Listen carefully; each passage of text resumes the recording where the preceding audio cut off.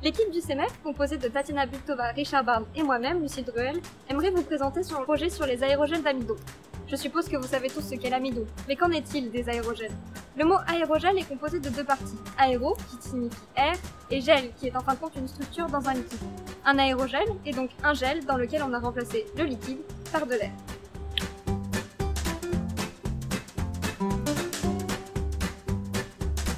Le premier aérogel a été fabriqué en 1931 par Kittler, à base de silice.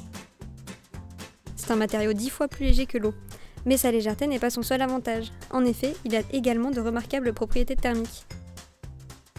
Grâce à leur nanostructuration et différents phénomènes physiques, leur conductivité thermique est inférieure à celle de l'air, ce qui les place dans la catégorie des matériaux super isolants.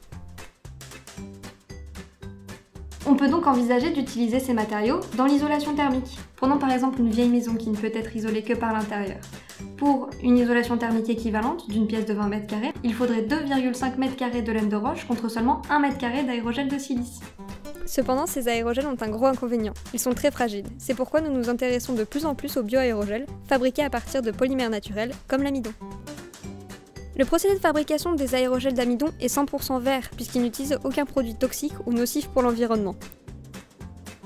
L'amidon est tout d'abord dissous dans l'eau, à certaines conditions de pression et de température, avec un agitateur mécanique tel que celui-ci qui permet de bien disperser et casser les grains d'amidon.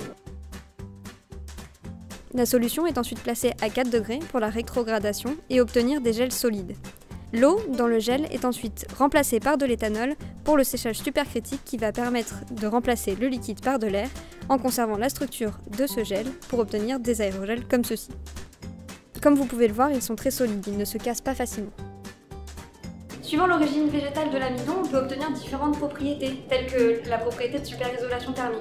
Les aérogels d'amidon sont également comestibles, on peut donc penser à les utiliser pour la libération contrôlée de médicaments. L'amidon est une matière encore peu connue dans la préparation d'aérogels, tant au niveau scientifique qu'industriel, puisqu'il reste encore beaucoup de problématiques à traiter, comme l'absorption d'eau. Les bioaérogels ont cependant beaucoup d'avenir, puisqu'ils intéressent beaucoup les industriels, comme par exemple EDF qui suit les projets du CEMEF de près.